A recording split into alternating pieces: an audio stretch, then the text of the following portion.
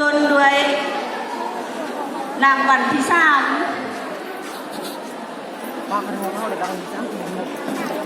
ผู้ชนะเลิศหองอันดับที่2ได้แก่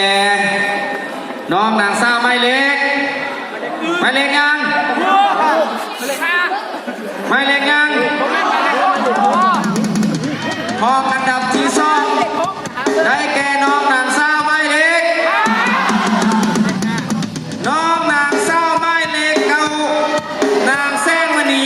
จากห้องพดุงขันซ้ายต่อเนื่อง5 ปีนึง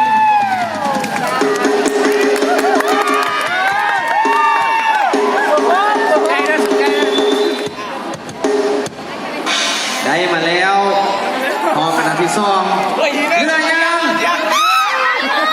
เรือรางวัลที่1 กับ2มาลุ้นนำกันมาไพ่สิเป็นน้องนางสาวที่สวมมงกุฎที่สวมมงกุฎเนาะนางแบบรีไซเคิลเข้าของเขาเนาะ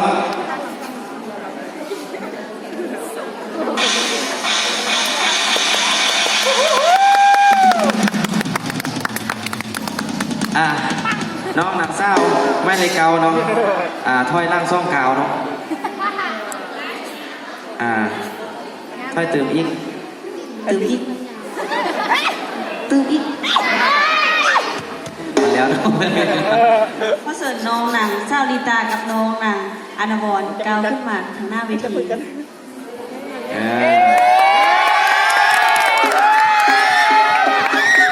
เดี๋ยวมาลุ้นนำกัน1นะซ่องก็ต้องมีผู้ได้เป็นที่1เนาะที่1มาไว้เอาที่ซ่องไปซึ่งลำดับที่ข้าพเจ้าจะตอบจะประกาศให้ฮูต่อไปนี้ก็คือจะเป็นน้องนางสาวที่ได้ครับรางวัลชนะเลิศชุดรีไซเคิลสำหรับน้องนางสาวที่ได้ครับรางวัลชนะเลิศที่1ได้แก่น้องนางสาวไม่เล็กน้องนางสาวไม่เล็กได้แก่น้องนางสาวไม่เล็กของเรา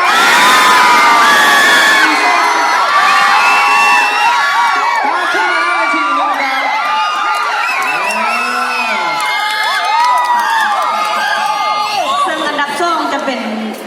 น้องนางอานาวรจากห้อง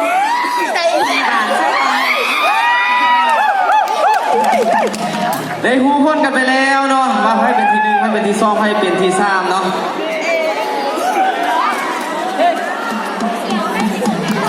ข้อที่เป็นเกียรติที่เชิญทานดลวัฒวรมโนรสทักสร้างการแทนผู้อำนวยการวิทยาลัยวิทยาศาสตร์สุขภาพของฝั่งเขาให้เกียรติขึ้นมอบรางวัลให้แก่น้องนางสาวทางเศร้าน้องทางเศร้ามาเลยเนาะให้อยากมาซื้อกันก็ได้เนาะเรียงกันเลยเนาะ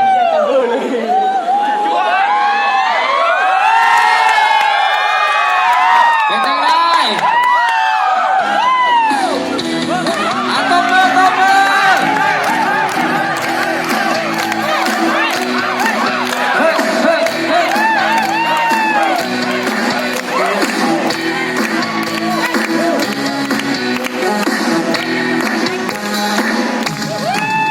มาแล้วรางวัลที่1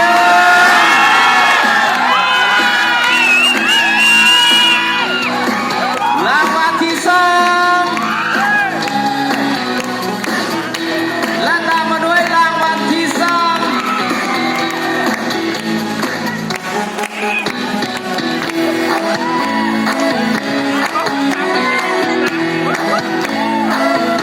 เชื่อว่าคุ้มค่า